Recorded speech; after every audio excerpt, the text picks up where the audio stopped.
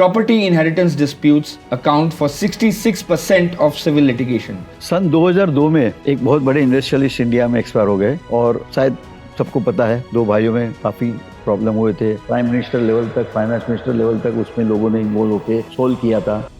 Today, we're talking about something most people avoid, and that is wills.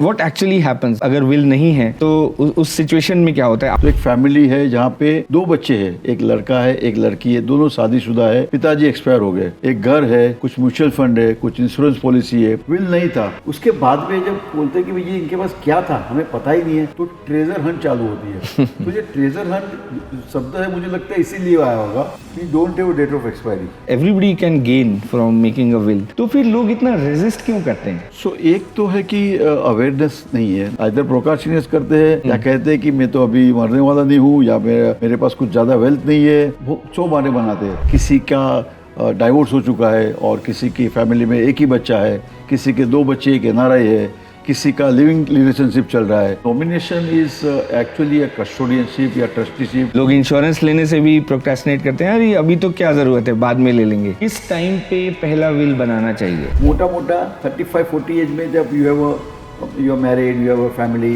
good kids है, you have one flat, कुछ savings है, you should immediately do that thing. Does making a will bring bad luck or invite death? कहीं भी ऐसा नहीं हुआ कि जितने विल बनाए वो मर गया। So ये सब एक पुरानी कहावतें है। लीगली क्या होता है जब कोई if somebody dies, अगर if somebody passes और उसके पास विल नहीं है? इंडिया में जो सक्सेशन है, it is going into the direction of a personal law. Hindu है, क्रिश्चियन है, पारसी है, मुस्लिम है, तो उनके पर्सनल लॉ क्या कहता है वो हिसाब से उसके डिस्ट्रीब्यूशन होगा। 3,89,000 करोड़ रुपीस गवर्नमेंट में पड़ा हुआ है सालों से। क्यों?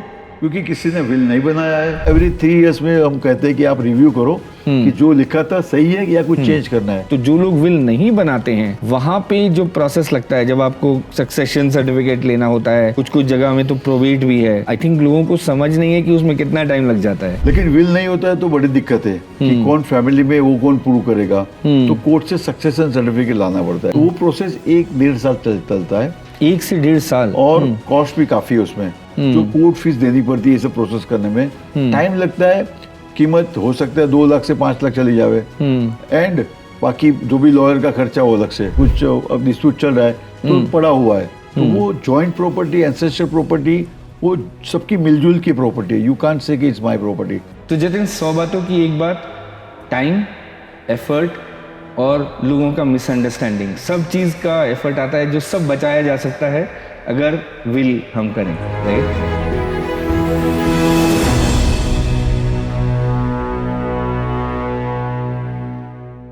तो एक और चीज़ जतिन ये आ रही थी कि गार्डियन नॉमिनेशन, ये एक कुछ चीज़ आता है। तो जब विल नहीं होता है तो आपकी चिल्ड्रन की कौन टेक केयर करता है, कौन उनका गार्डियन रहता है, और उनकी इनहेरिटेंस को कौन मैनेज करेगा जब तक वो एक्चुअली एडल्ट में नहीं बन जाते? तो ये वाला इशू कैसे सॉल्व होता है? So there are 2 part of it. One, minor children है आपके, एक नॉर्मल है और दूसरा नॉर्मल नहीं है, स्पेशल नीड चाइल्ड है। तो दोनों केस हमारे पास आते हैं कि क्या करें हम, कि ऐसा कभी हुआ तो जो स्पेशल नीड चाइल्ड है उसके लिए तो हम उनको सजेस्ट करते हैं कि आप एक फैमिली ट्रस्ट वगैरह बना दीजिए, तो ताकि लीगली सब होए। जो नॉर्मल किड है उसके लिए भी गार्डियनशिप उसमें लिखा जाता है कि ये फला फला जो है वो गार्डियन बनेगा। हो सकता है कभी कभी अगर वाइफ या हस्बैंड बना रहा है, उनको लगता है कि मेरी वाइफ या मेरा हस्बैंड वो ठीक देखभाल नहीं कर पाएंगे, तो गार्जियन किसी और को देते हैं कि भाई पैसे का देखभाल आप करना, भले वो उनके पास कस्टडी, क्योंकि लीगली जो नेचुरल पेरेंट है उनके पास कस्टडी होती है, but wealth you can mention कि ये इनके पास रहेगा वेल्थ और ये उनको देंगे। तो ये एक अच्छी अरेंजमेंट होती है। अगर बच्चे माइनर है तो उनके लिए एक प्रोविजन विल में लिखना कि ये गार्जियन रहेंगे, जो वेल्थ में छोड़ रहा हूँ, जब तक उनका एज 18 का हो जाएगा तब तक वो ध्यान रखेंगे उनका। तो ये एक जरूरी चीज होती है जहाँ भी माइनर होते हैं। तो मैंने ये सुना है कि जैसे जब चिल्ड्रन एडल्ट बन रहे हैं तो कई बार वो फैमिली ट्रस्ट का कॉन्सेप्ट आता है, तो वो लोग बोलते हैं, तो वो ये फैमिली ट्रस्ट क्या है और उसको हम कैसे सेटअप करना होता है? सो एक तो है, जैसे मैंने कहा, स्पेशल चाइल्ड होता है जो उसको पता है कि हमारे जाने के बाद में वो बच्चा खुद वेल्थ को खुद को नहीं संभाल पाएगा, तो मैं एक छोटा सा कंपनी खड़ा करता हूँ, इसका फैमिली ट्रस्ट कहते हैं हम लोग, कि फैमिली ट्रस्ट में हमने पैसा डाल दिया, हमारा जिंदा है तभी, ताकि वो विल की प्रोसेस थोड़ी कम हो जावे। मेरे पास 100 रुपीज़ है, हमने 75 रुपीज़ ट्रस्ट में डाल दिया ताकि वो बच्चे को तुरंत उसमें काम आए। और मैंने 2-3 ट्रस्टी रख दिए, भाई भतीजा, फ्रेंड, फैमिली वाले या कोई भी काउंसलर को, कि ये उनकी देखभाल करना और ये पैसा उनके लिए खर्चा करना, और वो चला गया तो ये पैसा ये फना रिलेटिव को दे दो या चैरिटी में दे दो। तो ये प्रॉपर अरेंजमेंट है। जब पेरेंट्स होते हैं स्पेशल चाइल्ड के, उसके अलावा और कोई भी उसका देखभाल सही नहीं कर पाता है, तो उसकी अरेंजमेंट प्रॉपर करनी चाहिए। तो ये एक मौका हो गया। कहीं कहीं पे बहुत बड़े बड़े बिजनेस है, तो उनको एक ट्रस्ट खड़ा कर दिया कि बिजनेस ठीक तरह से चले, सालों साल चले, जैसे कि टाटा ट्रस्ट चल रहा है आजकल। उस तरह से किसी का मैट्रिमोनियल इशू चल रहा है तो वो लोग भी ट्रस्ट खड़ा कर रहे हैं आजकल कि भाई हमारे मैट्रिमोनियल शायद हुआ तो फ्यूचर में मेरी पर्सनल वेल्थ पे कुछ नहीं आना चाहिए। कोई लोग क्रेडिट, काफ़ी सारा क्रेडिट लेके बिजनेस में बैठे हैं, तो उनको लगता है कि कहीं पे कुछ गलती हो गई, बिजनेस ठप हो गया, तो बैंक वाले मेरे घर जब्त कर लेंगे, तो उसके लिए ट्रस्ट बनाते हैं। तो इस तरह से अलग अलग मौके पे लोग फैमिली ट्रस्ट बना देते हैं ताकि वो सिक्योर हो जावे। वो विल से एक स्टेप अहेड है, एडवांस वर्जन है उसका। अच्छा, अब बात करते हैं विल और इंश्योरेंस की। तो आई थिंक ये हमें अंडरस्टैंड करना इम्पॉर्टेंट है कि विल और इंश्योरेंस एक दूसरे को कैसे कॉम्प्लीमेंट करते हैं। और इंश्योरेंस जो है, आई थिंक हम सब जानते हैं कि इंश्योरेंस आपकी अर्निंग कैपेसिटी को रिप्लेस करने की कोशिश करता है। हम भी जब इंश्योरेंस में ह्यूमन लाइफ वैल्यू का कॉन्सेप्ट लाते हैं तो हम यही बोलते हैं कि अगर आपका इतना अर्निंग है, अब आप सोचिए कि अगर आप नहीं रहेंगे तो आपको फैमिली को अपने एक्सपेंसेस चलाने के लिए कितना इम्पैक्ट रहेगा, तो उसकी वैल्यू आप निकालिए और उसके हिसाब से अपना इंश्योरेंस लीजिए। बहुत लोगों को ये क्लैरिटी नहीं है कि कितने सम एश्योर्ड का इंश्योरेंस लेना होता है। तो उससे तो वो वेल्थ क्रिएट होता है जो कि पहले नहीं था, क्योंकि इंश्योरेंस कंपनी उसको फंड करती है। और जो आपने ऑलरेडी क्रिएट किया उसको मैनेज कैसे करना है, वो विल का काम है, राइट। सो इंश्योरेंस का काम है कि जहाँ पे आपकी अर्निंग कैपेसिटी इम्पैक्ट हो गई फैमिली की, तो उसको इंश्योरेंस मैनेज करेगा। और विल जो है, जो आपने ऑलरेडी क्रिएट किया हुआ है, उसको मैनेज करना है। तो आई थिंक ये दोनों मिलजुल के एक पूरा कंप्लीट फाइनेंशियल प्रोटेक्शन आता है, राइट। सही है, बिल्कुल सही बात है Rishi ji. So basically insurance है that is you already manage और you have created for the financial backup for the family, और उसका इंस्ट्रक्शन किसको देना है, कौन उसको संभालेगा, वो विल में है। So there is a complementary है दोनों एक साथ में, कि फैमिली में इंश्योरेंस है लेकिन किसको क्या मिलना चाहिए वो विल में लिखा हुआ है। तो that way it becomes very complementary to each other and that goes very well, कि विल और ये एक इंश्योरेंस है वो एक तरह से no complementary to each other है। और आजकल लोगों के एसेट्स फिक्स्ड और रिमूवेबल तो हैं ही, पर आई थिंक लिक्विड भी है, और अब डिजिटल एसेट्स भी आने शुरू हो गए हैं। लोगों के पास क्रिप्टो है और भी और नए नए डिजिटल एसेट्स आ रहे हैं। सो उनका कैसे विल में इंक्लूजन होता है? सो जैसे आपने कहा कि whatever wills we are making ना, मोर और लेस 29 टाइप के एसेट हमारे पास आते हैं। ओके, इसमें मूवेबल, इमूवेबल, फाइनेंशियल अलग तरह से आता है। वो आता है जैसे क्रिप्टो हो गया, डिजिटल एसेट्स हो गए, डिजिटल अकाउंट, सोशल मीडिया हो गया, इंटेलेक्चुअल प्रॉपर्टी, डोमेन नेम, आपका कॉपीराइट, पेटेंट, ट्रेडमार्क हो गया, पेट्स, आर्टिफैक्ट्स, कुछ इंपॉर्टेंट चीज उन्होंने लेके रखे, स्टैम्प से उनके पास, तो ये सब वैल्यूएबल है जो अलग से उसमें आता है। And that everything has a different rule. जैसे मेरा समझो जीमेल में अकाउंट है, तो जीमेल इज नॉट इंडिया, उसको वहां से मुझे उनके रूल दिखने चाहिए। कैसे होता है कि कोई डेथ हो गया, अगर मेरा क्लाउड पे ड्राइव पड़ा है तो उसका अलग लो है। So that is something at that time we have to see that, पर फला आदमी डेथ हो गया है, आप बंद कर दो अकाउंट, तो बंद होता है। या यू ट्रांसफर दिस एसेट, जो मेरा फोल्डर पड़ा है, मेरी लाइब्रेरी पड़ी है, बहुत इंपॉर्टेंट है, वो यहाँ शिफ्ट करो, which is a very valuable thing. तो उसके भी रूल्स अलग है। There is a process mention everywhere, आपका याहू होने दो, हॉटमेल होने दो, आपके जीमेल अकाउंट होए या कोई भी सोशल मीडिया इंस्टाग्राम है, everything is having that backup of the inheritance. हर जगह हम लोग इतने अवेयर नहीं है, but everything is clearly mention in all the assets base. Okay, understand. और विल में जैसे आप बना रहे हैं तो पर आपको कुछ एक एसेट है आपके पास जो आप स्पेशली चैरिटी में देना चाहते हैं, या आपको चाहते हैं कि ये किसी और सोसाइटी के काम आए, या आपको कुछ एक यूनिक एसेट है जिसको आपको पता है कि मेरे कोई फ्रेंड है जो उसको बहुत वैल्यू करेगा तो आप उसको देना चाहते हैं, तो ये सब विल में हो सकता है? जी हाँ, विल में एक तो जो आपकी फाइनेंशियल एसेट है वो किसको देना चाहते हैं वो लिख सकते हो। उसके अलावा वो फैमिली का पर्सन हो या कोई बाहर का हो वो भी अलाउड है। Will is the only thing जहाँ पे किसी बाहर वाले को देना है। मजेदार किस्सा है, किसी कभी कभी आता है लिविंग पार्टनर भी आते हैं, उसको भी दिया जाता है, तो वो भी उनको अलाउड है। फ्रॉम विल से मिला तो उनको टैक्स नहीं लगता है। अगर कोई स्पेसिफिक चीज है, कुछ फ्रेंड को देना है या you have specific wishes, you can mention that it is not relevant to money, it your emotions, कि मेरी लड़की है, उसको शादी में 1 करोड़ मुझे देना है तो वो दे देना आप लोग, या उसको पढ़ाई करवाना है, या उसको फला चीज में एजुकेशन में करवाना आप, तो आप लिख सकते हो। तो आपकी विशेष आप लिख सकते हो। Other than the your money, your family will read it and they will respect it कि ये कह रहे थे हमें करना चाहिए, तो उनको एक बाकायदा लिखित में मिलेगा कि इनकी इच्छाएं थी। लोग तो वीडियो भी बना दे आजकल अपने विशेष के लिए, वो एक अलग से भी चल रहा है, but will is a document where you can mention your financial wishes and your emotional wishes. Right. अच्छा, अब थोड़ा प्रैक्टिकल बात पे आते हैं कि जो अब आप विल बना रहे हैं तो एब्सोल्युटली क्या जो मस्ट डू चीज़ें हैं जो हमारे को करनी चाहिए जब हम विल बनाते हैं, तो अब उसके ऊपर आते हैं। जतिन, विल एक नॉर्मल इंसान बना सकता है। अगर किसी के पास में 1-2 लाख का एफडी भी है वो भी बनाना चाहिए कि भाई आपकी जो भी एसेट है, आपके पास एसेट है, वो किसको देना है वो आपकी मर्जी है, तो आपको लिखना जरूरी है। आपका वेल्थ का size is not important. Okay, age and when your age is there 30-35 के बाद में लगता है कि कहीं पे कुछ हो गया तो मैं ये पैसा किसको जाएगा, तो विल बनाना जरूरी है। विल के अंदर you have to mention about your family, about your asset and wishes, और 2 विटनेस होने चाहिए। पीपल ऑल्सो मेंशन एग्जीक्यूटर, कि मेरे फैमिली में 4 लोग हैं तो ये जो डिस्ट्रीब्यूशन का काम किसी एक को मैं जवाबदारी देना चाहता हूँ, आप लिख दीजिए कि ये एग्जीक्यूटर है। तो ये चीज़ छोटी छोटी लिखने से वो एक स्ट्रॉन्ग डॉक्यूमेंट बन जाता है। कभी कभी मैंने लिखा है कि मेरा एसेट फलाना को जाएगा, वाइफ को या मेरी मम्मी को जाएगा, बट हो सकता है कि मेरे पहले वो चल बसे, तो अल्टरनेट बेनिफिशियरी का नाम होना चाहिए। तो इस तरह से एक डॉक्यूमेंट में आ जाता है। माइनर बच्चे तो गार्जियन का नाम होना चाहिए। तो ये एक चीज़ सिंपल लैंग्वेज में लिख सकते हो।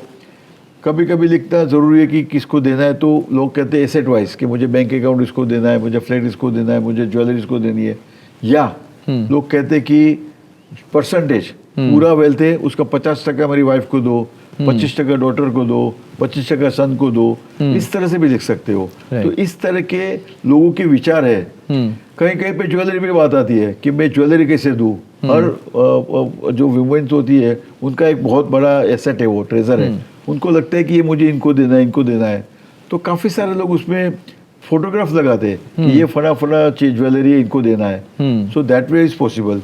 कभी कभी लोग कहते नहीं मेरे पास 500 ग्राम सोना है या 100 ग्राम सोना है, सबको इस परसेंटेज में दे देना। सो इधर one can do asset wise और अ परसेंटेज वाइज। तो इस तरह से एक मोटा मोटा हम गाइड करते हैं लोगों को कि इस तरह से आप लिखेंगे तो अच्छा है। और उसके बाद में जब वो साइन करते हैं, they can sit down along with the 2 witness। अगर एज 60 के ऊपर है तो डॉक्टर का सर्टिफिकेट ले लो एक दिन पहले कि भाई मैं ठीक ठाक हूँ, and then let the 2 witnesses who are known to you, who are younger to you, उसकी साइन ले लीजिए, ताकि आपको कुछ हो गया और फैमिली में झगड़ा हुआ और कोर्ट में ये विल गया तो विटनेस में एक जन को एटलीस्ट जिंदा होना जरूरी होगा। राइट। तो और ये जब विल को अपडेट करते हैं तो ये एक और इम्पॉर्टेंट चीज़ है कि किस टाइम पे विल को अपडेट करना चाहिए, कितना रेगुलरली उसको अपडेट करना चाहिए, उसके बारे में हम क्या सोचते हैं? So Rishi, as we know life cycle अजीब है, सबका अलग अलग है ना। सो कभी कभी फैमिली में कोई मेंबर ऊपर नीचे हो गया, ठीक हो, आपने विल बनाया था लेकिन अगर फैमिली में ऊपर नीचे हो गया, कोई वेल्थ आपकी बहुत बड़ी एक प्रॉपर्टी थी वो बेच दी, आपने नहीं ले ली, या आपने कुछ और खड़ा किया, या आपकी विशेष चेंज हो गई कि मैंने लिखा था इसको इतना देना है या इसको इतना देना है, अभी आप सोचते हो नहीं आजकल तो माहौल चेंज हो गया है तो मुझे चेंज करना है, तो ये इंसिडेंट्स होते हैं, उसकी वजह से लोग कहते हैं कि मुझे नया विल बनाना है। ठीक है, तो मोटा मोटा एवरी 3 इयर्स में हम कहते हैं कि आप रिव्यू करो कि जो लिखा था सही है या कुछ चेंज करना है, अगर चेंज करना है तो नया विल बनवा दो उस टाइम में। That is how we do updation and we tell them कि ये कर लीजिए, तभी भी ज़्यादा कुछ कॉस्ट नहीं पड़ेगी, तो आपके जो भी विचार है उसमें आ जाएंगे। क्योंकि वैल्यू वाइज तो डायनेमिक है, अपने बैंक अकाउंट में तो चेंज होता रहेगा ऊपर नीचे, डिमेट अकाउंट, तो दैट वी कांट हैंडल। सो वो भी एक है कि वो भी बहुत बड़ा चेंज हो रहा है वैल्यू में, and if you want to change it after 3 years तो आप लिख दीजिए कि भाई अभी मैंने पहले एफडी में डाला था, अभी डिमेट में डाला है, दैट मूवमेंट किया है, तो नो दैट वे। तो कुछ साल बाद या जबकि कोई मेजर चेंज हो एसेट्स में तो डेफिनेटली रिव्यू कर लेना चाहिए। कभी 70 इयर्स के बाद में लोग बनाते तो ज़्यादा चेंज नहीं आता है, फिर वो लेता है लंबे तक। ठीक है। अच्छा, जो डॉक्यूमेंट्स का क्या रहता है, क्योंकि विल तो एक चीज़ है पर जो एक्चुअल प्रॉपर्टी को एक्सेस करने के लिए डॉक्यूमेंट्स चाहिए होते हैं, राइट?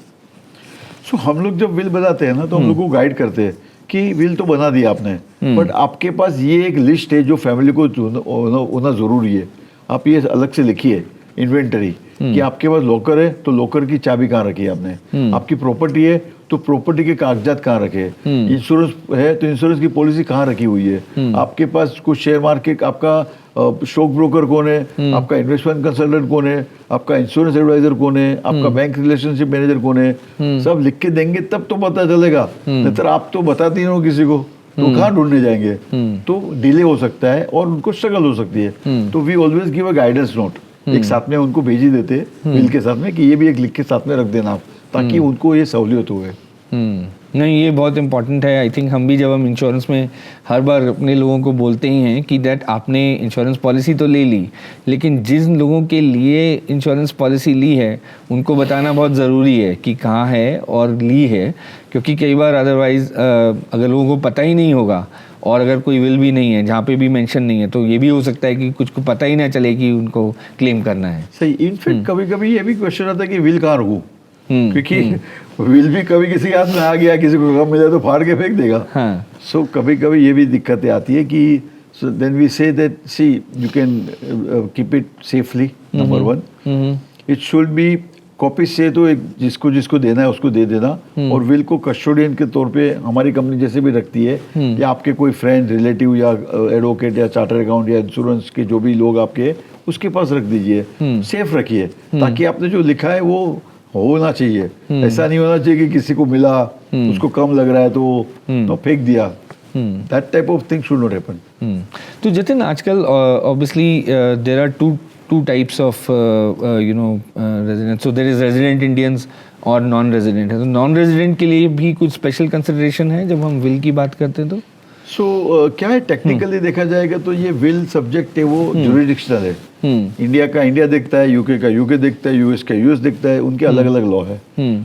अभी ये हो रहा है कि हर कंट्री का एसेट आप एक विल में लिखोगे तो दिक्कतें ज्यादा आएगी, क्योंकि सबके लॉ अलग अलग है, सब जगह प्रूव करना पड़ेगा। So we normally suggest them कि आपका जहाँ भी दुबई में, यूके में, यूएस में कुछ एसेट है, सिंगापुर में, अलग अलग विल बनवाइए। हमारे पास आम आता है क्योंकि काफी सारे एनआरआईज मेरे अराउंड 32 कंट्रीज के एनआरआईज के हमने काम किया है, तो उनके होते ही सवाल कि भाई हम क्या करें, मेजर एसेट इंडिया में है लेकिन यहाँ भी हमने कुछ कमा के रखा है, बैंक अकाउंट है, कुछ फ्लैट है, तो हम कहते हैं वहाँ के हिसाब से आप बना लीजिए, वहाँ के जो भी लॉयर उनकी हेल्प लेके बनाइए, इंडिया का हम आपको हेल्प करेंगे, इंडिया का अलग रखिए आप मिक्स करेंगे तो फैमिली को घूमना पड़ेगा एक विल लेके सब जगह पे, सो अवॉइड इट। और कोई कोई जगह पे कुछ कायदे अलग होते हैं, आप यूएस का विल देखोगे तो एकदम सिंपल है कि मैं सब कुछ दे रहा हूँ उनको, क्योंकि वहाँ पे अगर मेरा सोशल सिक्योरिटी नंबर गवर्नमेंट के पास है तो उनको एक क्लिक पे सब मिल जाता है, यहाँ पे तो है ही नहीं, तो मुझे लिखना जरूरी है, वहाँ पे लिखते नहीं है, खाली लिखना है कि मुझे किसको देना है। वैसे दुबई में भी ऐसा है, यूएई में, कि ज़्यादा करके लिख देते कि मेरे को नाम नहीं लिखना है कितना क्या एसेट है, बट सब दे दिया और गवर्नमेंट के पास सब रिकॉर्ड है। इंडिया में वो नहीं है कि अगर एक क्लिक पे पैन नंबर डाल के सब मिल जाता है, वैसा नहीं है, तो यहाँ पे हम लोग का तरीका अलग है। इसके लिए। जतिन, अब कुछ ऐसी बात करते हैं, let's think about some what if scenarios, because हर कस्टमर और हर लोगों के अपने सिचुएशंस यूनिक रहते हैं, तो कुछ उनके बारे में बात करते हैं। अगर कोई सिंगल है, उनके कोई चिल्ड्रन नहीं है या फिर माइनर चिल्ड्रन है, तो कैसे डिफरेंट रहता है और क्या सिचुएशन रहता है विल का?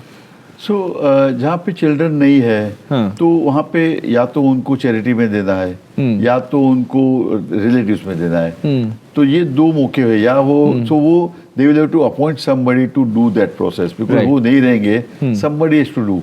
ऐसे ही छोड़ के चले गए तो नहीं होता है। Sometime they create a trust वगैरह जो भी है। और जो माइनर है उसमें भी वो लोग गार्जियनशिप रखते हैं कि भाई somebody will have to take care, जब हम हमारी कुछ डेथ हो गई, एक्सीडेंट में गए, चले गए। काफी सारे पेरेंट अभी, जब से वो एयर इंडिया का क्रैश हुआ था, काफी सारा है हमारे पास आए कि हमें कुछ हो गया था, वही एग्जांपल दे रहे थे। तो हमें लगा कि ये पता नहीं, ये फियर है लोगों के, टेम्पररी फियर है। तो लोग आते थे कि हमारे बच्चे, इतना बिजनेस है, क्या हो जाएगा, हमें दोनों हो गया। So we had suggested some family trust, somebody के आपका कोई रिलायबल फैमिली वाला है, उसके नाम लिख दीजिए ताकि वो ध्यान रखेगा। तो that are the ways to do that.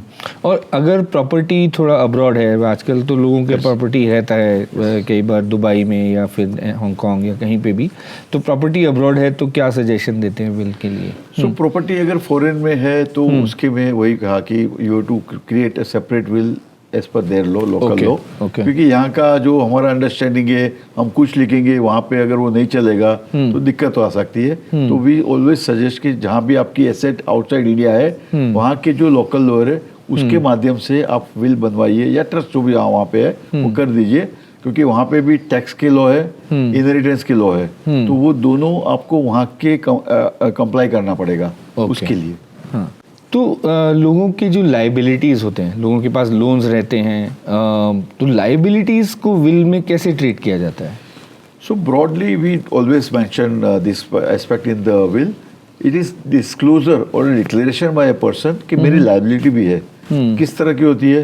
Home loan, car loan, credit card, या किसी से लोन लिया है, या कोई बिजनेस में लोन लिया है पर्सनल लेवल पे, तो ये सब चीज़ उसमें लिखते हैं वो लोग कि। तो उसका रूल ये है कि अगर सिक्योर्ड है होम लोन या कार लोन, तो वो उनको पता है, जो जिससे लैंडर है वो उसमें से ले लेते हैं और बाद में बाकी का फैमिली को मिलता है। अनसिक्योर्ड है, जैसे पर्सनल लोन है, क्रेडिट कार्ड है, तो जो भी फैमिली की वेल्थ है उसमें से पहले लायबिलिटी कट होती है। सो एग्जीक्यूटर का विल का जो होता है उसकी जवाबदारी है, रिस्पॉन्सिबिलिटी है, दे हैव टू फर्स्ट पे दी लायबिलिटीज, जो भी वेल्थ बचे then they have to distribute. So that is the rule. Because हर लोन में whenever you sign agreement you always mention includes my legal heir. तो आप टाइटल में पढ़ोगे ना तो वहाँ पे वो डेफिनेशन में ही आता है। राइट। मतलब लीगल हेयर्स की लायबिलिटी कंटिन्यू रहती है, तो इसलिए विल में बेटर है कि लिख दे कि पहले उसकी लायबिलिटी डिस्चार्ज होगी और उसके बाद विल में डिस्ट्रीब्यूट होगा। सो लीगल हेयर्स की responsibility to the extent of the will में, मतलब जो एसेट छोड़े उनको अलग लेवल पे उनकी जेब से नहीं देना पड़ेगा, और जो भी एसेट छोड़ के गए वहाँ से देना चाहिए उन्होंने। राइट। और अगर आप बिजनेस में हैं और आपकी बिजनेस पार्टनरशिप है, तो विल कैसे उसमें आप लागू होती है? बहुत इंपॉर्टेंट है, क्योंकि आज हमने देखा है कि करीब करीब 6 करोड़ एमएसएमई ओनर्स है इंडिया में। 6 करोड़ ओके, बहुत बड़े नंबर से। तो एक तो हम ये बड़े स्ट्रांगली कहते हैं कि आपने बिजनेस में हो, छोटा हो बड़ा हो, काफ़ी सारे 50 करोड़ के ऊपर वाले लोग हैं जिसका टर्नओवर होता है एमएसएमई में। हम कहते हैं कि आपने अभी इतने 30 सालों में जो भी कमाया वो दिख रहा है, लेकिन इसमें से जो आगे आने वाला है बिजनेस में से, which is going to be huge, तो उसके ऊपर ज्यादा अच्छी तरह से प्लान करो। ये बिजनेस कैसे रन होता रहेगा। विल में क्या होता है, एसेट आपने तुरंत लिखा है कि इसको दे देना तो मिल जाती है, लेकिन बिजनेस को अगर 2 बच्चे 3 बच्चे ठीक यहाँ नहीं है, फॉरेन में है, तो कौन चलाएगा? तो they should plan a business very well, ताकि और 50 साल तक चले और उसमें से 5 गुना पैसा आना चाहिए फैमिली में। So that is planning somebody has to do very well. Either आप विल में लिखो कि मेरा फला फला बिजनेस है, ये करने वाला है, या उसके जो पार्टनरशिप डीड है या जो भी कंपनी का आर्टिकलशिप है उसमें इंक्लूड कीजिए, है ना। आपको पता होगा कि एक बहुत बड़ी बैंक में प्रॉब्लम हुआ था, डेथ हो गया था प्रोमोटर का, उसकी लड़की the was trying to do, but it was not allowed because of the law was not mentioned in the company articles कि उसको डायरेक्टर में नहीं लिया, तो वैसे भी वो चीज होती है कि when you have business you have to think separately कि ये चीज तो उनको मिल जाएगी, बिजनेस को स्मूथ रन करना है, उसमें से और फ्यूचर इनकम आने वाली है जो अभी से उससे बहुत ज्यादा आने वाली है, उसको पोटेंशियली जो भी आना चाहिए उसके ऊपर प्लानिंग करनी चाहिए उनको। राइट। और अगर आपका स्पाउस काम नहीं कर रहे हैं, उनके पास कोई एसेट नहीं है, तो उस केस में कैसे विल को यूज़ करना चाहिए? ऋषि, एक बात तो हमें पता है कि इंडिया में एक टिपिकल चीज़ है कि हमारे जितने भी एसेट है कहीं ना कहीं पे या तो स्पाउस या बच्चों का नाम ऐड करते हैं जॉइंट में। ओके, नाउ सोच लीजिए कि मेरी शादी हुई, मैंने एक फ्लैट लिया, मैंने मेरा सैलरी में से या बिजनेस में से पैसे डाल के फ्लैट लिया और वाइफ का नाम ऐड कर दिया। ओके, और फिर मैं कहता हूँ लोगों को के विल में कि ये तो मेरा फ्लैट है, मेरे इसको देना है, बच्चे को देना है। गलत है, क्योंकि आपने जब वाइफ का नाम ऐड किया है, in a way you gifted that portion to your wife. Okay, so wife is equally has to make a will for that her portion. Okay, so we normally ask them कि ये जो भी आपकी property है उसमें कितने नाम है, जॉइंट नाम, we always ask and then we make them realise कि ये आपकी पूरी नहीं है, उनको भी विल बनाना चाहिए। ओके, कभी कभी माँ के साथ में आपने लिया है, आपके फादर के साथ में, तो they have to make a will, either you make a joint will और अलग अलग विल बनाइए, बट वो जरूरी है क्योंकि वो क्वेश्चन मार्क रहेगा अदरवाइज। आपने भले डाला है पैसा, but technically as per the accounts and tax record they are the owners इसके लिए। एंड अगर आपके पास कोई इंश्योरेंस पॉलिसी है पर अगर कोई विल नहीं है, तो किस तरीके से वो चलेगा? सो मोरलेस हर एसेट में वही है, अगर नॉमिनी को तो उसकी कस्टडी मिल जाएगी अगर नॉमिनेशन है तो, अगर नॉमिनेशन नहीं है तो इंश्योरेंस कंपनी खुद कहेगी कि जाओ भाई आप कौन हो, सक्सेशन सर्टिफिकेट लेके आइए, तब मैं दूंगा। आपने देखा होगा इंश्योरेंस कंपनी में काफी सारे क्लेम अभी भी अनक्लेम पड़े हुए हैं, क्योंकि ये दिक्कत है, या तो नॉमिनेशन वो भूल गए या तो वो लोग ने फैमिली ने मिलजुल के सक्सेशन नहीं लेके आया है, तो ये दिक्कत होती है कि उनको कोर्ट से लाना पड़ेगा सक्सेशन सर्टिफिकेट। नॉमिनेशन रखना काफी जरूरी है, जितने भी फाइनेंशियल एसेट है उस पर नॉमिनेशन रखिए, और जब आप विल बनाएंगे तो नॉमिनी और वो सेम रखिए। हो सके तो नॉमिनेशन चेंज करना पड़े तो चेंज कर दीजिए, बट हमारा तो यही सजेशन है, जब भी विल कोई बना के जाता है हम तुरंत लिखते हैं कि आप चेक कर लेना नॉमिनेशंस, और जो चेंज करना है कर लेना। तो that is always our backing guidance to them कि नॉमिनेशंस और विल को अलाइन कर दीजिए, क्योंकि पहले जो भी किया होगा उसने किया होगा, बट विल बनाने के बाद जाते हैं तब हम गाइडलाइंस में लिखते हैं कि प्लीज चेक वेदर यही नॉमिनी जो जिसका नाम लिखा है विल में वही नॉमिनी है, अगर नहीं है तो 1-2 महीना डाल के आप करा लीजिए चेंज। अच्छा, आजकल कई सारे हमारे पास केसेस हैं जहाँ पे डबल इनकम कपल्स हैं जिनके कोई किड्स नहीं हैं, but they love their pets, they have pets, तो ऐसी सिचुएशन में विल में कैसे होता है? अच्छा, बहुत अच्छा सवाल है ऋषि, बिकॉज आज हमने देखा है कि पेट लवर्स बहुत बढ़ गए इंडिया में, एंड जेन्युइनली कभी कभी आई थिंक किड्स के बारे में लोग ज़्यादा fearful than the pets. So maybe whatever. But yes, this is a real-time scenario. We have a couple of cases in past came up, which I can just share. A 34-year-old female came to us unmarried that I have got 3 pets in my house and I want to leave this, make something arrangement. मुझे कुछ हो गया तो उनको ये पैसा मेरा wealth पूरा जाना चाहिए, मेरे फैमिली में किसी को नहीं देना है मुझे। So that type of arrangement के लिए आए थे। We have help them by creating a small family trust, जो केयर टेकर होता है उसके लिए किसी को केयर टेकर रखना जरूरी है, अदरवाइज कौन ध्यान रखेगा? You can't give direct wealth to the pets, they don't have bank account, they don't own the wealth, so you have to have somebody, either a person who is a caretaker और any recognised shelter जो उसका ध्यान रखेंगे, right? तो वो एक हमने किया था। और जहाँ पे भी वो पेट्स का इश्यू है, कभी कभी पेट्स की लाइफ भी बहुत ज़्यादा नहीं होती है, they go on going on and all. So यहाँ पे एक विल वापस भी बन सकता है, क्योंकि उनको पता है कि पेट की लाइफ 12-14 साल होती है, बाद में वापस विल बनाना पड़ेगा अगर नया पेट नहीं लिया तो। समटाइम दे से it is for pet and afterwards for relatives. तो इस तरह से हम लोग हेल्प करते हैं कि नो मेक देम अंडरस्टैंड कि ये कर सकते हैं हम लोग। तो उस तरीके से कंडीशनल कर सकते हैं कि अगर वो person is no more there, तो then it goes to somebody else. It is definitely is allowed कि भाई you make alternate beneficiaries, right, वो लिख सकते हैं आप। जैसे हमने अभी बोला कि इंडिया में इनहेरिटेंस टैक्स नहीं है, कुछ कुछ कंट्रीज़ में तो 50% और आगे भी है, लेकिन इनहेरिटेंस टैक्स ना होने की वजह से लोग कहते हैं कि हमें अब विल बनाने की क्या ज़रूरत है, यहाँ पे कोई इनहेरिटेंस टैक्स तो है नहीं, तो फिर विल क्यों बनाए? देखिए, खाली विल बनाने के इनहेरिटेंस टैक्स एक चीज़ है जो शायद आ भी सकता है, ठीक है। इंडिया में 1985 में एबोलिश हुआ था, तभी 85% टैक्स था। इंडिया अभी इकोनॉमिकली ग्रो कर रहा है, we are on 4th leading in world, हो सकता है 3rd पे आ जावे। तो ये जब भी इकोनॉमी इस तरह से होती है तो काफ़ी सारे कंट्री में ये लॉ लाए जाते हैं to bridge the gap between rich and poor, कि रिच से थोड़ा पैसा लो। सो ये आम चीज़ होती है, इकोनॉमिक डिसीजन होता है। हो सकता है आए नहीं आए, I don't know, I am not the person who can give you any prediction, but ये आ सकता है। अगर आ गया, अगर 10% भी लगाया उन्होंने गवर्नमेंट ने, तो सोचिए कि आपके पास 10 करोड़ है तो 1 करोड़ सीधा टैक्स चला जाएगा। So it's just a plan, आपको खाली प्लान करना है कि ये मुझे बचाना है, तो मैं विल बनाऊंगा या ट्रस्ट बनाऊंगा, तो that way you can plan. और टैक्स बचाना ही है, इनहेरिटेंस टैक्स, तो मोटा मोटा हर कंट्री में ऐसा ट्रस्ट बनाते हैं लोग कि उसमें डाल दो पहले से, तो you can definitely save in future right now. और एक फाइनल पॉइंट था कि दैट अगर लोग कहते हैं कि हमारे पास टर्म इंश्योरेंस तो है, तो अब हमें विल की क्या ज़रूरत है, तो ये भी हमने कई बार सुना है इंश्योरेंस में, तो आप एक बार इस पर क्लैरिटी देंगे?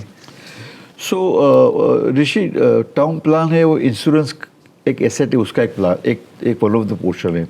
जैसे मैंने कहा कि लोगों के पास में बहुत अलग अलग एसेट भी होते हैं, तो टर्म प्लान का एक नहीं होता है। उनके पास घर होता है, उनके पास में बैंक अकाउंट होता है, उनके पास में एफडी होती है, उनके पास में डीमेट अकाउंट होता है, या ज्वेलरी होती है, या कार होता है, या लॉकर होते हैं। ये अलग अलग एसेट होते हैं। उसका क्या, तो उसका भी तो लिखना चाहिए आपने, किसको देना है, क्या देना है। सो टर्म प्लान होने से प्रॉब्लम सोल्व नहीं हो रहा है। You have to specify for all the asset. Will में हर एसेट आना चाहिए। ऐसा नहीं है कि मैंने एक विल बनाया टर्म प्लान का, एक विल बनाया घर के लिए, ऐसा नहीं होता है। Will has to be one document for all your asset and all your wishes, ऐसा। अब हम जतिन आते हैं, एक हमारा जो एक काफ़ी पॉपुलर पार्ट रहता है जो कहते हैं क्विक फायर राउंड। तो उसमें हम आपको एक कुछ क्वेश्चंस पूछेंगे and you will have to answer them in a very short way, right? Okay, so I will start. Please go. Yeah, one word that defines will for you. Wishes. Okay. Most common mistake that people make. Not writing a will. One document everyone should have besides a will. I would say guidelines for the assets. Right, right. What is the age someone should make their first will? Whenever you have a family and wealth. Okay. If someone has term insurance but no will? They are making a mistake because there are many other assets than the term plan also. What is the cost of a probate or a succession certificate? It can be in the range of 2 lakh to 5 lakhs. Your message to somebody who is procrastinating or putting this off. If you are earning, multiplying asset, saving tax every day, this is the only document you should treat as a financial plan, not as relating to death. And finally, most common excuses that you hear from the people who have been putting off or creating a will. I don't have a time. Yeah.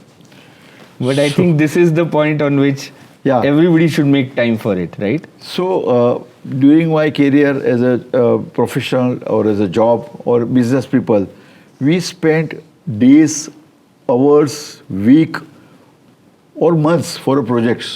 किसी का machine बनाना है या किसी का project बनाना है तो बहुत time डालते हैं। ये प्रोजेक्ट मी है जिसके लिए हमारे पास टाइम नहीं है 2 घंटे का time. I just need half an hour to 2 hour to make your will.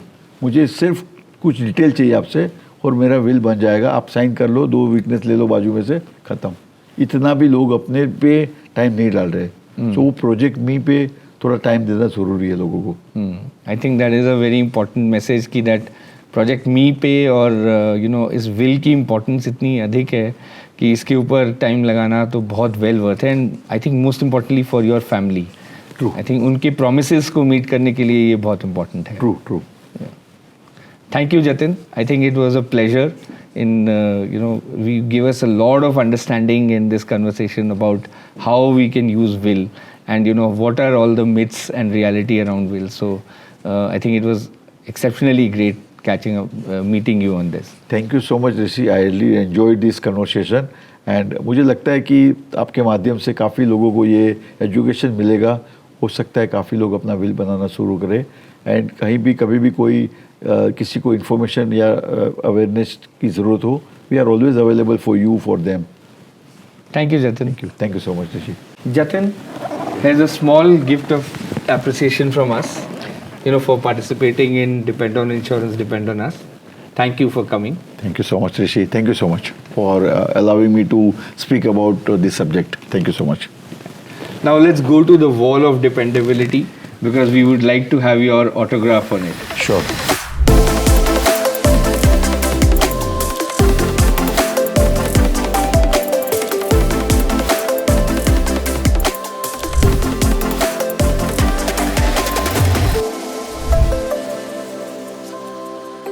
Thank you, Jatin. I want everyone listening to remember these numbers. Succession certificates can take 6 months to 5 years. Property disputes make up 66% of all civil cases. Court fees alone can be 2% to 5% of your estate value. Bank accounts freeze, properties get locked, families fight. All of this can be avoided with one properly drafted will that costs just a few thousand rupees. To everyone listening, this week take one step. List your assets, find a lawyer or use a trusted service. Have that conversation with your family. And if you have term insurance, make sure you have a will to direct those funds. Because a will isn't planning for death. It's planning for your family life after you. This is Depend on Insurance, Depend on Us. Until next time, plan wisely, protect fiercely, and depend on preparation.